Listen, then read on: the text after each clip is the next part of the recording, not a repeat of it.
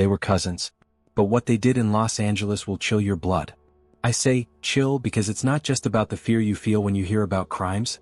It's about that feeling that settles in your chest, slowly tightening as you realize that evil may be much closer than we imagine. And the most terrifying thing? No one knew. No one even suspected what was happening in the shadows of the sunny city, hidden behind ordinary facades, busy streets, and harmless smiles. Imagine looking at someone on the street and not realizing that, behind seemingly normal eyes, lies a mind capable of transforming an ordinary person's life into an absolute nightmare. Imagine that this nightmare isn't isolated. That it repeats itself over and over again, cruelly, systematically, almost ritually. That's what Kenneth Bianchi and Angelo Buono did. They weren't just killers. They were architects of terror, masters of manipulation, and they were cousins, united by blood, separated only by the tenuous line between civilians and monsters. And it's precisely this familiarity that makes us question everything. Because if they were people just like us, why didn't anyone know? How could someone who works, pays bills, and keeps to schedules manage to hide such a destructive impulse within themselves? The answer, my friend, lies in the coldness, patience, and silence they carried. And this is where you connect with the story, because we've all crossed paths with people who seem normal but harbor secrets that could change everything. We've all felt, at least once, that inexplicable discomfort in the presence of someone. What Bianchi and Buono did was take that discomfort, amplify it, and transform it into horror. Now imagine being the police officer who encounters this darkness. Imagine receiving a call on a Sunday morning, being informed of a body. The body of a young woman, plucked from the anonymity of the city without explanation. Imagine arriving at the scene, observing the marks, noticing the details no one else notices, and feeling instantly that this is no accident. That it is the beginning of something much bigger.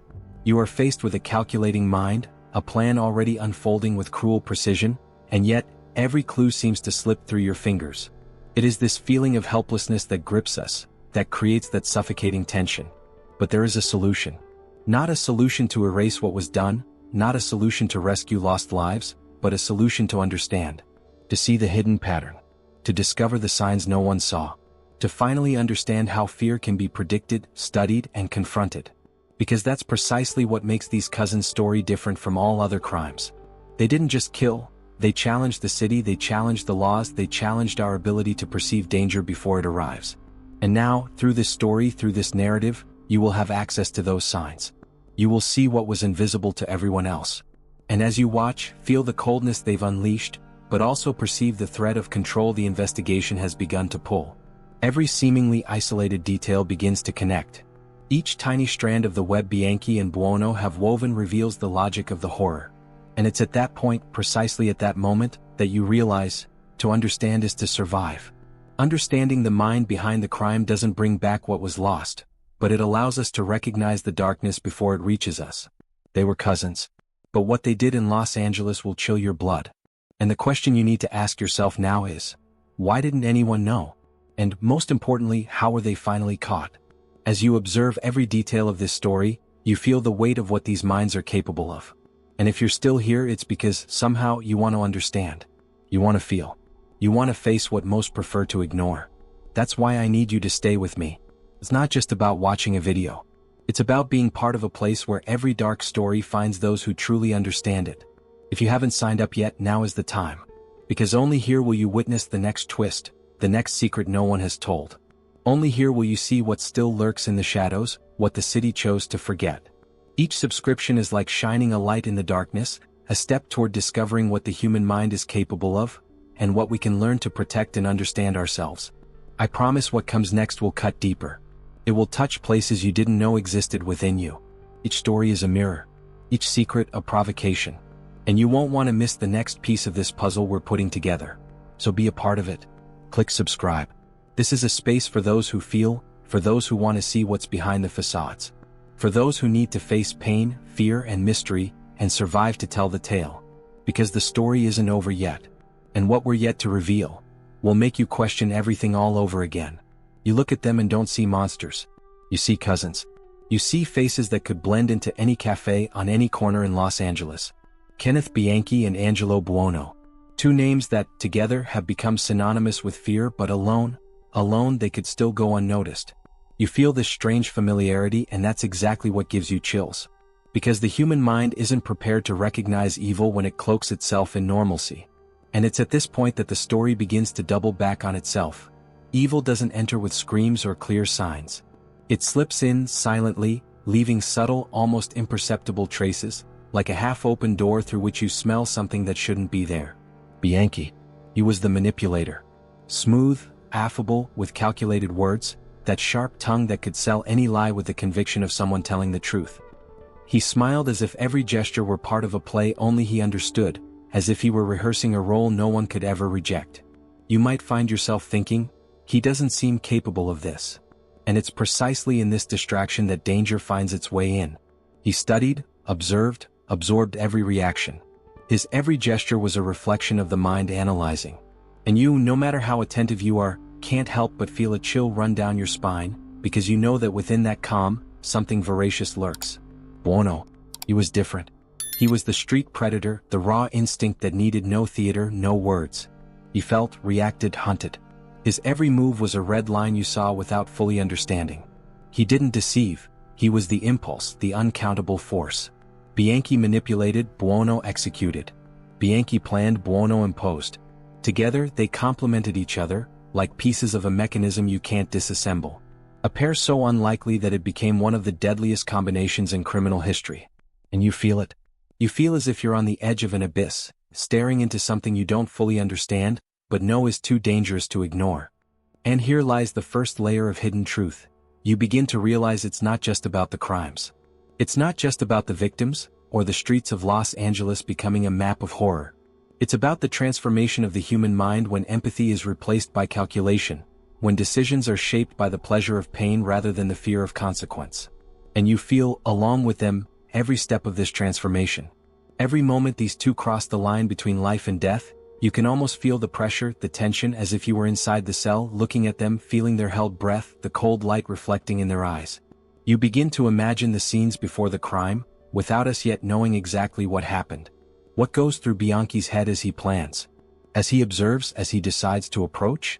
Does he think of you, of me, of the society that will ignore subtle signals while he works in silence? And Buono, with his imposing presence and penetrating gaze, already sensing the danger and yet impervious to it. He also senses the tension in the air, but he doesn't care. He's raw instinct, you remember that. You feel that disparity, the difference between calculation and instinct, and it sends a chill down your spine. And there's something else. Something you only notice if you pay attention. Their duality creates layers of deception. Every gesture, every decision, every word spoken or unsaid is a piece in a larger game. You observe and begin to doubt your own perception. You feel like you're seeing, but are you really? Could the truth lie in some subtle gesture, some pause in the conversation, some detail of the past that hasn't yet been revealed? The human mind is fragile in the face of this. You feel empathy and horror at the same time, as if recognizing what could have been you or someone you love if the context and decisions had been different. And that's when the psychological toll begins to hit you. You understand that crimes, when they happen, won't just be physical. They'll be a natural consequence of this entire mentality-building process, of this entire transformation that began long before any visible violence. And you feel it as a silent, profound impact that makes your heart race and your mind spin. Every clue that emerges, every fragment of a story, every partial revelation. You feel like you're stepping behind the scenes of something bigger, that you're seeing the workings of a mind no one should have known. The cold light that shines on every detail of their past reflects back at you. Every decision these cousins made, every interaction, every lie told, and every hidden truth begins to weave together. And you realize, the story isn't just in the murders.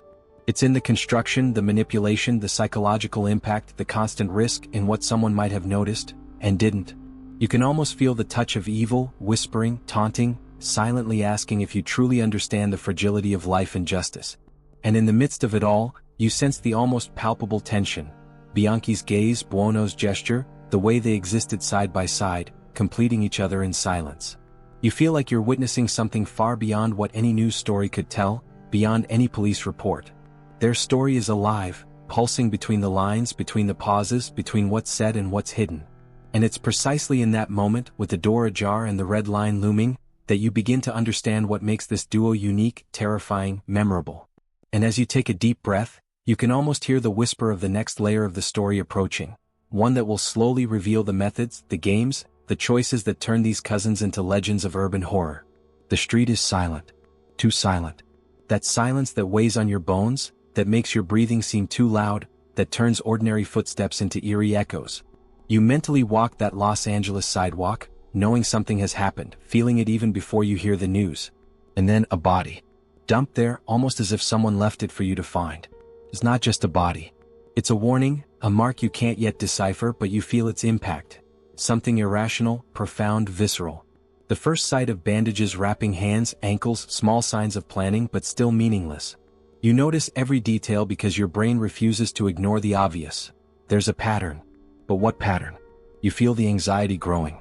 The hidden truth is there, between those bonds, waiting for you to notice. You try to organize your thoughts. 5 points. The ligatures form a pattern you can't decipher, an invisible signature of pain. Each knot, each tightened rope, carries the intention of someone who not only kills but communicates through violence. And you, curious, fascinated, feel an uneasiness that can't be ignored. Why hasn't anyone noticed yet? Why have the details that could have alerted the entire city gone unnoticed? The answer isn't simple. It's buried in layers of decisions, in mindsets shaped by games of power and pleasure. You feel the psychological weight before you even comprehend the physical. The police arrive. You feel the scenes taking shape, the detective observing, scribbled notes, leisurely photos. Each gesture seems trivial, but it's a calculated dance with the hidden truth. You follow mentally, almost touching the tension building in the air. And then the first shock hits. The connection isn't immediate. The human mind tends to seek patterns, but here the criminal mind is quicker, more subtle. The red line is present, even if invisible, as if danger has its own scent, a density that envelopes everything. You begin to sense the city's transformation in the face of fear. The media doesn't know it yet, but you sense the potential for chaos. Each body found is another step in the psychological labyrinth that Bianchi and Buono have constructed. You realize that they don't just kill, they shape perception, manipulate fear. Curiosity mixes with pain, with a fascination with the forbidden, and you find yourself following every detail, every choice someone made to make this happen. The tension grows because you know you're only seeing the surface, that there are invisible layers, hidden truths that have not yet been revealed. And then there are small clues. A witness who notices something strange, a detail out of place, an inconsistency that seems unimportant. But you intuitively sense that it's no coincidence. The criminal's every move leaves a trail, and you sense the psychological impact on those trying to uncover the truth. The sensation is almost voyeuristic. You're inside the minds of those hunting and those being hunted, feeling the chill that runs through your body as you try to piece together the puzzle. You ask yourself with a pang of regret and fear, what if I were there? What if I were watching from afar and could do nothing? The body is there. Tense bandages, subtle marks, precise position. You sense the predator's presence even without seeing him. Every detail is a secret language, a narrative of pain that no one fully understands. The city still doesn't know what's coming. You feel the anticipation, the hidden truth that will explode in layers, revealing the calculated mind of the killer. Every connection between the bodies, every slowly emerging pattern, carries a psychological weight that goes far beyond death. You can almost feel the touch of intent, cold, merciless, almost human, yet completely alien to empathy. You imagine the victims before they're found, feeling their fear, their confusion, their attempt to escape. You feel the predator watching, choosing, calculating, while Bianchi smiles mentally. Buono acts on impulse. You're there, between the threads of the story, touching every detail, almost breathing what they breathed.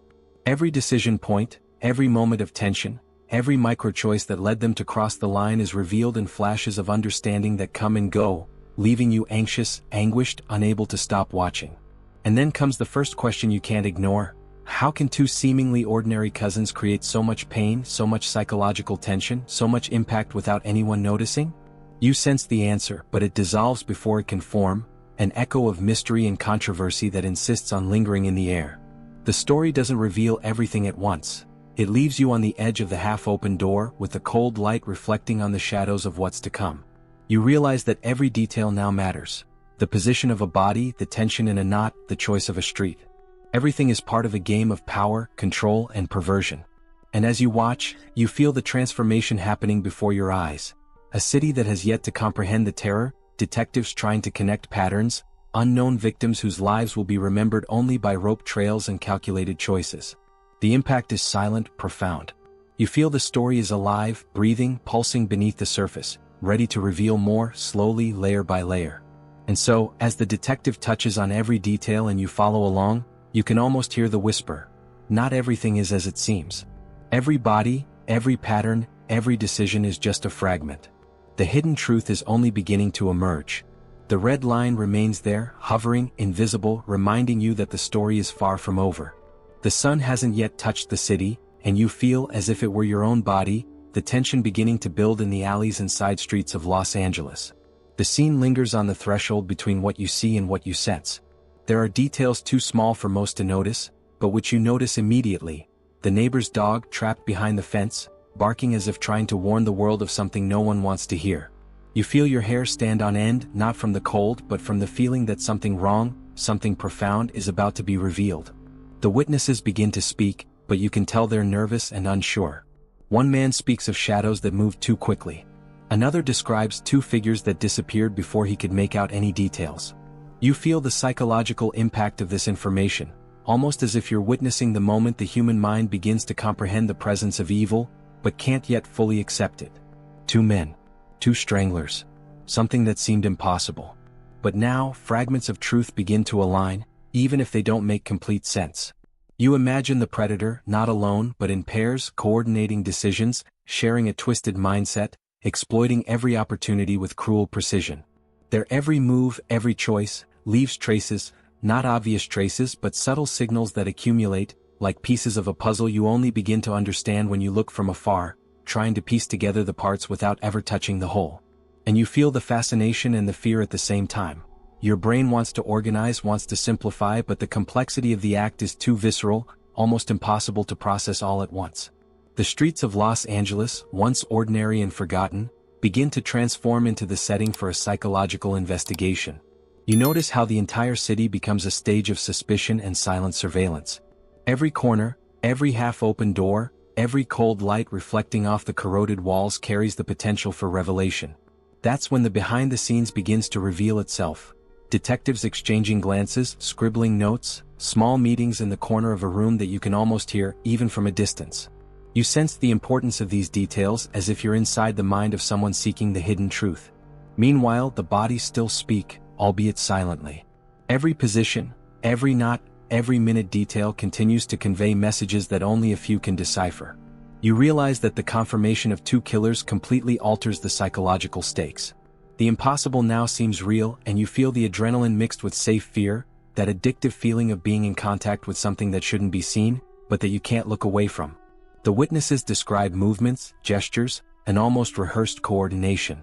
You sense the coldness behind their every action, but also a kind of perverse ritual that transforms each crime into more than just death, a mark of a twisted mindset, a silent declaration that only the two understand. You realize that every decision, every choice, is calculated to maximize the psychological impact, not just the physical.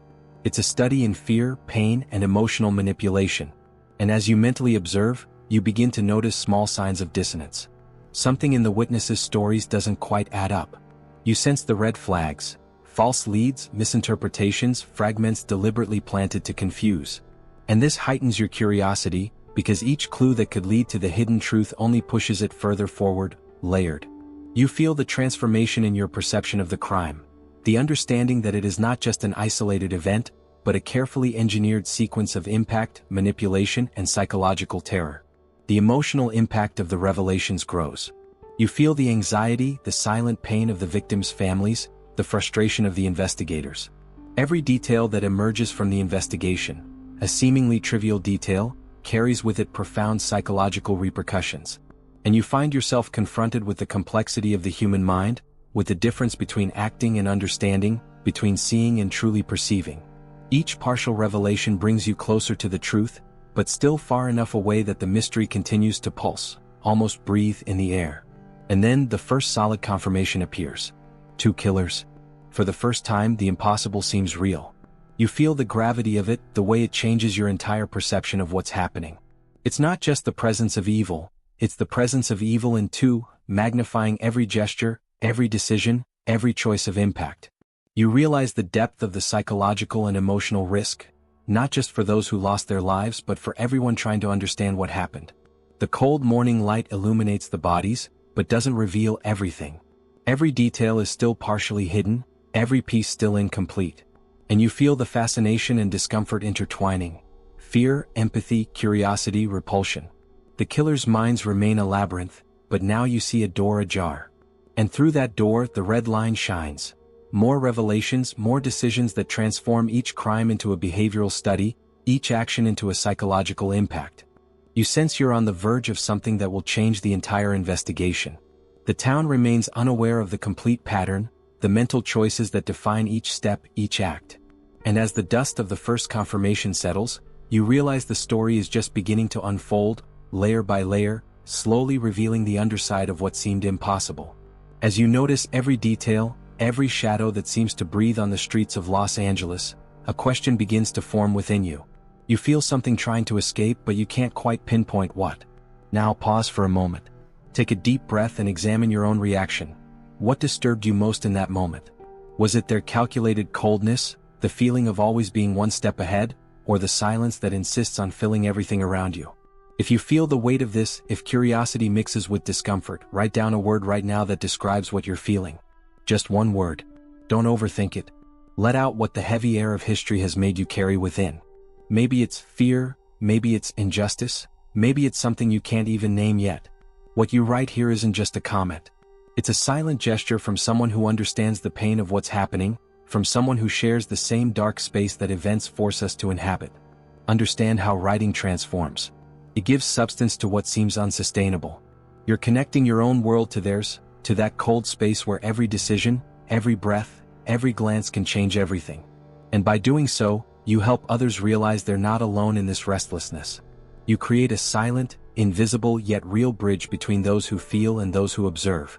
Now tell me, when you read or feel these lines, do you think they were just lonely monsters, or that there was something perversely human, a fracture of the mind, that united them in a way no one could have predicted? Write your reaction, even if it's just a gesture of indignation, a silent, "I don't believe it." There's no right or wrong here, only your way of experiencing and feeling this hidden truth. And as you express your words, your reflection, you realize you're participating in something bigger. Each comment is an echo that makes the story breathe deeper, that helps keep the narrative alive, that allows the channel to continue exploring the dark alleys, the psychological underbelly, and the revelations yet to come. Don't underestimate the power of this. It's your outpouring, your voice, that connects everyone who feels the same cold, the same tension, the same dark curiosity. So do it now. Type that word that carries everything you can't say out loud. Feel like you're inside the cell, next to the shadows, noticing every detail. And as you observe, know that each letter you write keeps alive the bridge between the teller and the feeler, between the story and you. Because this isn't just their story. It's also your reaction. It's your fear, your empathy, your unease. And the moment you share, even if it's just a word, you're making it all more real, more intense, closer. As if, for a moment, you've gained access to the backstage of their minds. Now type. Just one word. And feel. The phone rang nonstop at the police station. Each line was a new clue, a detail that accumulated like thick smoke in an already suffocating room. 11,000 clues in a week. 11,000 voices, muffled screams, reports of half-open doors, of lights flickering in silent houses. And amidst it all, you notice something almost no one else notices. While the city seemed to go mad, they, the killers, moved with a calm that bordered on the impossible, a macabre choreography of patience and precision. You sense, even from a distance, the growing tension, as if every breath the city took was absorbed by them, transformed into invisible fuel for the next act. Can you imagine what it's like to be a police officer, an investigator, or even a neighbor? Every glance out the window, every shadow in the hallway, the sense of a red line looming over everything. And you wonder, can anyone grasp the true nature of what's happening before it's too late? Stay with me until the end, because there's a moment just ahead when the city will no longer be just afraid. It will have a cold, almost painful understanding of how much they were being manipulated, how every decision made behind the scenes had an impact no one dared imagine. As the media fed on the panic, creating headlines that read more like horror stories, the bodies kept turning up. Public hysteria grew, and you felt this pain, this anxiety seeping into you, because it wasn't just the city that was at risk, it was your own perception of what was safe, what was real. Every photo published, every news report, every rumor became a mirror of fear, and you recognized yourself there, vulnerable, observing and trying to comprehend something that couldn't be fully understood. You begin to notice patterns. Bandages, the positioning of the bodies, signs that might otherwise go unnoticed but, when examined closely, reveal a meticulous, almost artistic mind, driven by cruelty. And this is where the story fragments before you. Each body, each clue, each testimony isn't just information. It's an invitation to delve into their minds, into the transformation of two people into predators who complemented each other horribly effectively. Their every decision echoes in every dark alley, every quiet street, making you question not only the city's safety but the very nature of evil. And you feel a vertigo, almost physical, as you realize that no one is completely safe. The task force is racing, investigators are working around the clock, but even with all the preparation, all the technology, all the intelligence gathered, something still escapes. A hidden truth, a mindset that doesn't easily surrender, a cat-and-mouse game that unfolds silently between behind the scenes and the public eye. This is where you realize the need for attention, the importance of every detail, and that's why I tell you now bluntly, stay with me until the end. Because only by following each fragment, each revelation, will you begin to understand the extent of the impact, the true magnitude of this calculated terror. More bodies emerge, each bringing with it a sense of inevitability. The city screams, but none screams as loudly as the silence that descends when you realize they weren't just killing. They were playing, manipulating, instilling fear. Every act, every decision, every calculated step, a cruel test of psychological control over all who dared to observe. And you feel it. You feel it firsthand, even sitting or standing in front of the screen. The safe fear becomes almost addictive, because you want to understand, you want to follow, you want to feel every twist and turn, every red streak they left scattered across the city. And as the headlines scream, as the city gasps for air, you realize something. Every scrap of information you've received so far isn't random. Every piece of the story, every revelation, every shadow you observe is a piece of the larger puzzle, the cruel game they're playing, and one that will only be fully understood when all the details align. But to get there, you need to pay attention, absorb every layer, feel every impact, every pulse of the hidden truth. And it is in this moment, amidst the chaos, hysteria, and transformation that the city and you are experiencing together, that you understand, there are no shortcuts, no detours. What is to come demands total presence, absolute attention. Every decision, every action you witness now will be essential to understanding the approaching outcome. So, take a deep breath, feel the tension, and stay with me until the end, because only then will the magnitude of what they did, of what they represent, be revealed in all its rawness and complexity. The fake badge gleamed in the cold light of the quiet streets of Los Angeles. A simple tool, yet sufficient to bend the reality of anyone who crossed its path. And there, hidden beneath the everyday normality, you began to perceive the transformation taking place. A mentality shaped to manipulate, convince, and predict the fears of others. Each kidnapping, each rape, each murder was not just violence, it was a meticulous ritual, a game where the main rule was silent terror, the anticipation of the next move, the anticipation of despair that you, the spectator, feel even from afar. You can imagine the psychological impact of these acts, fragmenting lives while simultaneously leaving carefully planned traces, as if they wanted you, the viewer, to be able to perceive some, but never everything. Every disturbing detail of the game is revealed in layers, almost as if you were sifting through a tortuous puzzle. Half-open doors, subtle signs of intrusion, a pattern you sense more than you see, a signature almost invisible but impossible to ignore. It's a subtle invitation to delve into their minds, and you feel a chill run down your spine as you comprehend the extent of this perverse logic. And as you absorb this, you realize these aren't just isolated acts. There's a sequence, a cadence that almost artistically demonstrates that every decision, every movement, every choice has an impact that goes beyond the obvious. You find yourself reflecting on your own vulnerability, on how safety is an illusion, and how psychological manipulation can be more devastating than any physical violence. This is where the psychological voyeurism becomes intense. You observe, feel, almost participate, and yet you remain powerless in the face of the magnitude of what's being orchestrated. The dynamic between Kenneth and Angelo unfolds unsettlingly. The manipulator and the predator, an unlikely pair, complementing each other yet increasingly dependent on each other's decisions. You feel the growing tension as if each victory were a double-edged sword, gaining control while simultaneously increasing the risk of failure. Every trail left, every lie told, every body that disappears, all are a reflection of calculated choices, of mindsets intertwined in a silent pact. And you sense that even within the apparent trust, there's a fissure, a red line about to reveal itself, a hidden truth neither of them dares to face. What you realize almost without realizing it is that their modus operandi isn't just a method, it's an identity. It's a psychological transformation that consumes them, that redefines boundaries, that defies any conventional understanding of morality and humanity. You feel the pain they cause and, paradoxically, the pain they carry hidden beneath layers of cruelty and a need for control. Each disturbing act is a reflection of decisions made together, a dark choreography that seems to play with time, with perception, with the city itself, which watches, terrified, as this game of power and fear silently unfolds. And then comes the realization that keeps you awake, clutching your heart. The trust between them isn't absolute. Every knowing smile, every shared gesture, every meticulous plan contains a seed of doubt, a barely perceptible fissure that threatens to shatter everything.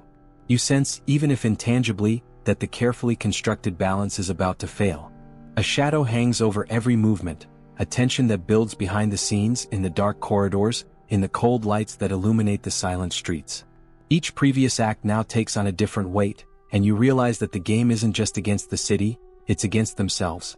As you follow each step, you feel the profound psychological impact of this dynamic. Decisions that once seemed trivial now carry a deadly weight, hidden truths begin to emerge, revelations that change the perception of everything that has happened so far. And you realize that, with each move, the line between master and puppet, between predator and accomplice, becomes increasingly blurred. Every detail you uncover here is not just a fragment of the story, but an essential piece that will reveal how the fragility of trust can be as dangerous as the violence itself. The bodies continue to appear. But what you feel now isn't just fear, it's partial understanding, a glimpse of the impact of choices, decisions, the cruel game they play on each other and against everyone. And in that instant, you realize that the next step won't just be a continuation of the terror, it will be a transformation, an escalation no one could fully foresee, a series of twists and turns that will challenge even your perception of reality and human psychology.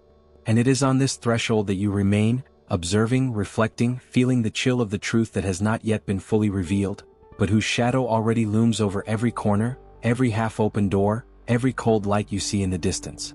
Trust is about to shatter, and you sense, even without knowing exactly how, that everything you believe about control, power, and morality will be challenged in the moments to come. You notice it first in the small, almost imperceptible gestures. A longer look, a smile that doesn't quite fit. Kenneth Bianchi begins to boast, dropping fragments of his own audacity like someone leaving crumbs along the way, aware that each word carries both risk and promise. The transformation you've already been noticing now intensifies. The manipulative mentality becomes more explicit, more dangerous, and you feel, almost physically, the psychological impact of someone who feels untouchable. This is where the fissure manifests itself. Angelo Buono, once the silent predator, the subtle mentor, begins to retreat, feeling the weight of his partner's boundless ambition. You can imagine the growing tension between them, the trust that seemed solid now becoming fragile, on the verge of breaking. Every gesture, every previous decision, every shared choice begins to reverberate with unpredictable consequences, and you feel the unease as if you were inside the cell, watching the rope stretch to its limit. The separation is almost inevitable. Kenneth leaves for Bellingham, carrying with him the same audacity, the same cold calculation you've already begun to understand. But there's something deeper here. You realize that alone, without Buono's shadow to balance it, the risk increases exponentially. Every action now carries greater weight, every move potentially deadly, and you sense that the entire city, invisible and powerless, is about to experience the full extent of this transformation. And as you watch this, you begin to notice what's truly changing inside Bianchi. He feels freer but also more vulnerable to his own nature. The mindset that once thrived on partnership now needs to find other outlets. And you sense, almost whispering within his own mind, that the trust he once depended on has been replaced by a constant tension, a silent urgency that pushes him back toward the blood, toward the familiar red line. You observe the impact of this rupture not only on the city but also within him. The psychological transformation is evident. Decisions that were once shared are now solitary, fraught with a more impulsive, crueler violence. Each choice resonates louder, each lie becomes heavier. It is here that you begin to understand that the separation is not just geographic, it is a catalyst for chaos, an opening to what you have not yet seen, a half-open door that threatens to swallow any attempt at control. And as you try to digest this, you realize that the danger that seemed contained when the pair were together now multiplies. The hidden truth, fragmented behind the scenes, begins to emerge in small clues. reports from neighbors, suspicious behavior, subtle signs that only someone attentive would notice. You feel the suspense, almost as if you're living every step right along with him, sharing the tension, the twisted empathy, and the sure fear that keeps your attention captivated. You notice details that previously went unnoticed. A cold light in Bianchi's gaze, a tremor in his voice when he talks about his conquests, the way he chooses his targets as if playing chess with his own morality. Every action, every decision, now connects to a chain of events that you don't yet fully understand, but that inevitably pushes toward an imminent conclusion. And you sense, even without knowing what comes next, that the impact of these choices will be profound, visceral, impossible to ignore. The city remains on high alert, unaware that the separation that seemed like a chance for relief is actually a catalyst for more horrors. You feel the psychological voyeurism, curiosity, and fear mingling as you follow every silent movement, every decision that increases risk, every small lie that turns into a preparation for the inevitable return to chaos. And it's at this point that you realize something unsettling. The rupture doesn't just change their dynamic, it changes the rhythm of everything you witness. The tension, once shared, is now individual, concentrated in a mind seeking to prove itself, craving more, needing the impact of terror to assert itself. You feel the anticipation, the silent shiver that announces that, alone, Bianchi would soon return to the bloodbath, transforming the city once again into a stage for his cruelty, leaving you trapped, reflecting on every step, every decision, and every consequence yet to unfold before your eyes. You feel the silence first. The kind of silence that settles in an interrogation room, heavy, almost solid, as if the air has decided to refuse to move. Kenneth Bianchi sits there, looking at you with eyes that don't ask for forgiveness, but seem to measure how far you can bear the truth. Every line of his face reveals the psychological transformation he's undergone, the impact of decisions he himself devised that now backfire. You can almost feel the tension within him, his mind spinning, weighing each word before it escapes, evaluating every possibility, every risk. The connection with the Los Angeles victim emerges subtly, in fragments of memory, fragmented accounts he releases without realizing it, as if dropping crumbs of something that should remain hidden. You sense the pain, the forced empathy, the inevitable psychological voyeurism. You want to understand, you want to see the truth behind the cold facade, and at the same time you feel the chill of realizing that this truth is distorted, manipulated. Every detail, every gesture carries a red line, a sign that what you think you understand is only a superficial layer. The interrogations continue, tense, almost choreographed. Short questions, evasive answers, silences that stretch until they hurt.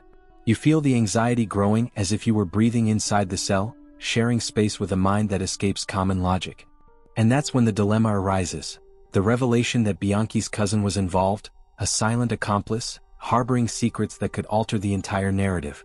An unexpected link that changes your perception of the game being played, and suddenly everything fragments, distorts, making it impossible to separate fact from manipulation.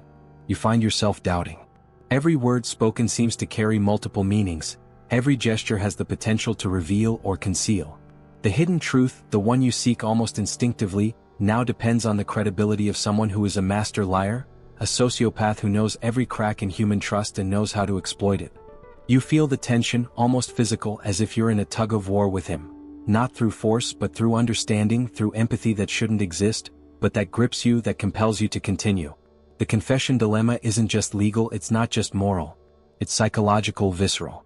You feel the weight of every decision, the impact of every revelation behind the scenes of an investigation that has become more than numbers and facts. It's a game of power, of perception, of manipulating partial truths. Each piece of information that escapes feels more dangerous than the silence that preceded it, because now you know he controls the narrative, that he can direct your thoughts as easily as he directs his interrogators. As Bianchi speaks, you notice patterns, past decisions connecting with present events, revelations slowly accumulating, forming a web of intentions and consequences. The tension is mounting, almost unbearable. Each fragment of the past blends with the present, creating an emotional impact that isn't just testimonial. You feel, almost touching, the transformation that has occurred in his mindset, the escalation of his behavior, the precision of each calculated move. And even with the cousin exposed, even with the evidence lining up, there's a blurry space between reality and interpretation. You begin to realize that believing Bianchi is a risk. But not believing is accepting that part of the truth will remain eternally hidden. And you ask yourself, as if whispering to yourself, to what extent can a sociopath's mind manipulate not only others, but also you, the silent spectator, the unwitting accomplice? Physical capture doesn't erase the internal complexity. He's trapped, yes, but the psychological impact, the hidden truth, and the decisions that shaped each action remain in flux, invisible but felt. Every sentence spoken during interrogation reverberates like an echo in the shadows of your perception. You realize with uncomfortable clarity that the case now hinges on a risky gamble, the ability to trust what you shouldn't trust. And as you try to digest each revelation, each fragment of confession, you feel the tension building, a continuous pulse connecting past, present, and future consequences. You begin to understand that the true risk lies not only in the crime committed, but in the mind that committed it, and in the way it continues to manipulate the world even after capture. Every clue that seems to resolve something, every piece of truth that emerges only deepens the mystery, and you realize that the city, the investigators, and you yourself are trapped in this game of perception and manipulation, staring at a sociopath who smiles silently, knowing every shortcut to your curiosity and fear. The feeling is disconcerting. You want answers but understand that each answer is just another piece of a puzzle that refuses to close. The confession, partial and fragmented, leaves traces of pain, regret, and guilt that reverberate within you, as you realize that the real dilemma of the case is not discovering what happened, but deciding how much to believe and at what cost. And at that point, the air thickens as if every word held back, every silence, every decision to omit or reveal something, is creating a silent anticipation. You sense, with every nerve in your body, that what was being held back is about to emerge, that the story is nowhere near over, that the psychological game, the manipulation, the impact of decisions and the hidden truth will still expand, and that you, silent, have become part of this spiral. You feel the breath of silence, you notice how every detail of this story still moves in shadows between truths and lies, between what was said and what was hidden. And that's when you realize something. We are not alone in this labyrinth of secrets. There are others who, like you, want to understand, want to feel every pulse, every decision, every red line that crosses the mind of someone capable of so much. If you feel this tension, if the chill of uncertainty awakens something within you, then there's a place for you here. A place where every revelation, every fragment of hidden truth, isn't lost.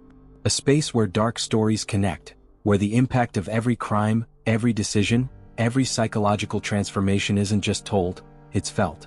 And that's why, if you want to continue unraveling these layers, if you want to feel the weight of the mind behind the actions, if you want to explore the behind-the-scenes secrets no one dares touch, signing up here does more than just show up.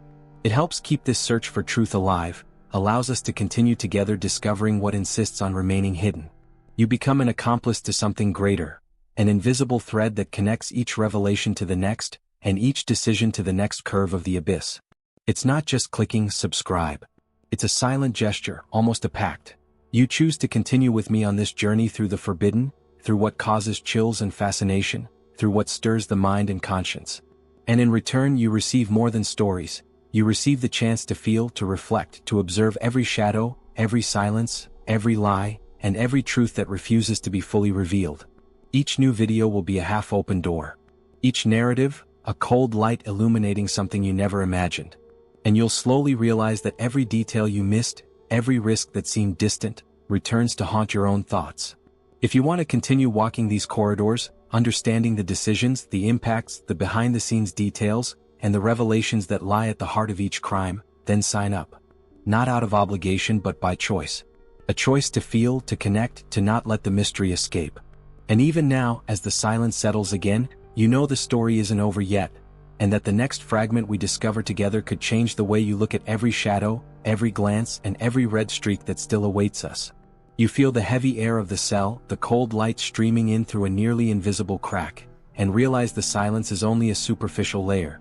Outside, the city continues, full of unanswered questions, but inside, every movement, every word, every silence is a red line. He observes, calculates, shapes the perception of everyone around him, using the prison as an invisible chessboard. Every visit, every conversation, every glance through the glass seems part of a carefully planned psychological experiment. He rehearses stories. Small twisted truths, lies told with a naturalness that only someone who understands the human mind could achieve. The women who came from outside, the lawyers, even the investigators, they were all pawns in a larger game. A game no one yet knew was being played. He exploits every weakness, every emotional fissure, and you realize that even freedom isn't necessary to exert control. Power arises from what he lets on and what he hides. The search for the truth becomes confusing. A spotlessly clean house, where every detail has been removed, as if trying to erase its very existence. But at the same time, the void is full of hidden clues, signs that only the most attentive would notice. It's as if it's testing the mindset of those trying to capture it, challenging the perception and patience of everyone around. Every decision you think you understand, every strategy that seems obvious, folds into layers of hidden truth and subtle manipulation. The multiple personality hoax emerges not just as a defense, but as a psychological weapon. You begin to question, to what extent is he the one everyone believes? To what extent is he a reflection of what everyone wants to see? And as you try to piece these pieces together, he observes, silently, almost whispering that your every reaction, your every judgment, is part of what he wants to study. Empathy mingles with fascination, and you feel the weight of the abyss approaching without realizing it. In court, the strategy becomes even more meticulous. Chosen words, calculated gestures, precise pauses, everything is designed to shape perceptions, create doubt, and manipulate even the hearts of the women who testify. Truth fragments. Each testimony becomes a broken mirror, reflecting pieces of what really happened, but never the whole. You begin to feel the tension, the psychological impact of each choice, not just his own, but everyone caught in this game of shadows and revelations. And as he sits there, seemingly submissive, you realize that prison isn't the end. It doesn't end anything. On the contrary, it transforms the space into something even more dangerous, where his every movement and his every silence become invisible weapons. The mentality of control, manipulation, and cold, calculated decision-making remains intact. The transformation he's undergone, or that he's inflicted on others, is almost palpable. You feel it as if you can touch the tension in the air, as if you can hear the echo of your own thoughts reflecting in the emptiness of the cell. The manipulation strategy extends beyond the walls. Behind the scenes of the trial, fragments of testimony, the impact each small lie has on the collective perception of the city. Everything is measured, weighed, analyzed.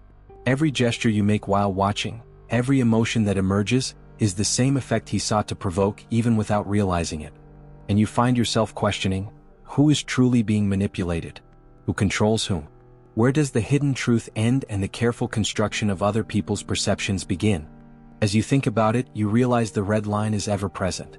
A half-open door, a misplaced word, a suspicious look. Everything is symbolic, everything is part of a game no one has dared to name. And even knowing this, you can't look away, can't help but feel the impact of every decision he makes, every fragment that reveals itself. The transformation, the tension, the psychological control, everything becomes a spiral that traps, fascinates, and frightens. And it's in that moment that you realize, the arrest didn't end the game, it just changed the rules. And as the courtroom curtains close, you feel the whisper of the next move, the weight of the next impact. The city may think the danger is over, that the decisions have been sealed, that the revelations have ceased, but inside, behind the scenes, in the shadows, something still stirs, still building. History continues to fragment, and you are there with it, feeling every step, every silence, every lie, ready to uncover the next layer of this hidden truth. The prison corridor seems to stretch on forever. Cold light falls at crooked angles, casting shadows that seem to move on their own. You feel the echo of footsteps that never arrive, and yet, your every movement is accompanied by an invisible presence. Bono, now just a memory erased by time and death, leaves behind a trail of wrong choices and irreversible consequences. Every cell, every visiting room, every piece of concrete seems to whisper the story of a man who lost the battle with himself, and with those who surrendered to the same darkness. Bianchi, on the other hand, still walks among the living, wearing the mask of normality, but with the same red line pulsing within. He looks, observes, manipulates, even in isolation. Prison hasn't managed to bend his mindset, it's merely transformed the stage. Every conversation with a visitor, every letter reviewed by inspectors, every calculated gesture before the guards, is part of a ritual he continues to conduct, invisible, almost ethereal. And you realize that the secure fear, the one that keeps you locked in your chair, comes precisely from this constancy. It still exists, and you feel it as if you could touch the tension in the air. The impact of what happened between them isn't measured solely by the number of victims or the explicit violence. It's in the gaps left in family histories, in the sleepless nights of those who tried to understand, in the heavy silence of a city unwilling to face the hidden truth. And as you absorb this, you begin to understand that the real monster wasn't just the individual, but the symbiosis that formed between them. A fusion of intelligence, cruelty, and manipulation that only manifests when they are together, and fragments when separated, leaving painful traces that continue to echo long after the bars are closed.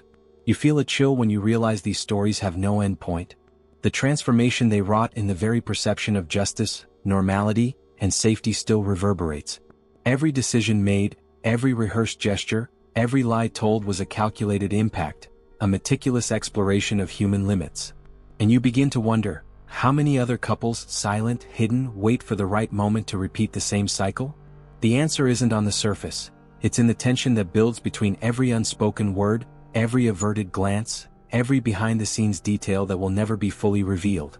The revelations pile up like layers of a dark painting you can't help but stare at. And, without even realizing it, you begin to internalize the pain, the fascination with the forbidden, the inner restlessness of someone who understands that justice is rarely complete, and that the psychological voyeurism you felt wasn't just an accident, it was a choice you made by paying too much attention. Every silence, every false lead, every fragment of hidden truth becomes a part of your own perception, transforming what you believe to be real into something malleable, unstable. At the trial, the echo of the impact of these decisions still lingers in the air. The farce of multiple personalities, the manipulation of everyone's emotions, all converge to reveal not only the crime, but the psychological game behind it. And you feel like you're in the middle of a theater, that your every reaction is measured, evaluated, that every emotion is part of a larger experience you didn't ask to participate in, but from which you can't free yourself. Empathy and fear mingle, creating a knot in your stomach, a feeling of helplessness that, strangely, keeps you alert, captivated, wanting to discover more. And then you realize, even with Bono dead and Bianchi confined, the story continues. Their true legacy is not just the physical horror they caused, but the way they warped people's perceptions, the way they shaped our understanding of what's possible for the human mind when control and manipulation become weapons. You find yourself questioning your own reality, your own trust, and wonder how many other silent peers lurk, waiting for the right moment to emerge, invisible and calculating. The half-open door of human understanding never closes completely. The red line continues, pulsing within the narrative you've just explored. Every memory, every fragment of revelation, every behind-the-scenes detail you've managed to capture forms an invisible chain connecting past and present, life and death, fear and fascination. And as you process this mix of pain, empathy, and curiosity, you feel the story project itself beyond what's been told, whispering that the true monster isn't just visible, but the one who learns to operate in the shadows, waiting, calculating, transforming everything around it into a silent game of impact and decision. And it's in that whisper that you realize, their story isn't over. It never is. Every fragment you've uncovered, every detail you've sensed, is just a layer of the hidden truth. And as Bianchi continues his manipulation, as the city breathes, trying to ignore the echoes of his crimes, you who followed every step, every revelation, every shadow that crossed the cold, silent corridors, understand that the connection between them was the true monster. A monster that left its mark not only on the victims, but on the very minds of those who dared to bear witness. And now, as you feel the weight of this reality, the unease grows, silent but insistent. You wonder if there's another pair, another game, another hidden story, waiting for the right moment to emerge. An awareness that even with everything seemingly resolved, the world is full of half-open doors, red streaks, cold lights that cast shadows denser than you imagine. And in that moment, you sense that this is only the first layer of the impact, that there's still more to understand, more to feel, more to unravel, because their true dark legacy lies not in what they did, but in what they left pulsing within all who approached, who observed, who allowed themselves to see the truth hidden behind the masks. You followed every shadow, every silence, every step that crossed the cold corridors of that story. You felt the sure fear, the tension that creeps like a heavy breeze, and the hidden truth that whispers between the lines. If you've come this far, it's because you share the same restlessness, the same need to understand what many would try to ignore. So, it makes sense for us to stay together. If you're with me until the end, leave a comment below. This message was for me. I want to see who actually went through every step, every detail. It's a silent pact between the observer and the revealer, between you and the never-ending story. If this trip moved you, if its impact made you feel the weight of justice, the fragility of trust, and the darkness of the human mind, give it a like. It's not about numbers, it's about acknowledging that you felt, that you noticed, that you were there breathing every moment with me. And while you're processing all this, there's a video here that delves even deeper into this universe of manipulation, decisions, and hidden truths. Click and stay with me there, because the story never truly ends. There are always doors ajar, there are always red lines pulsing, and someone waiting for the right moment to change everything again. And remember, the feeling you're left with isn't that it's over, but that you've only scratched the surface. There are still layers, there are still voices, there are still shadows that need to be seen. The journey continues and you're at the center of it.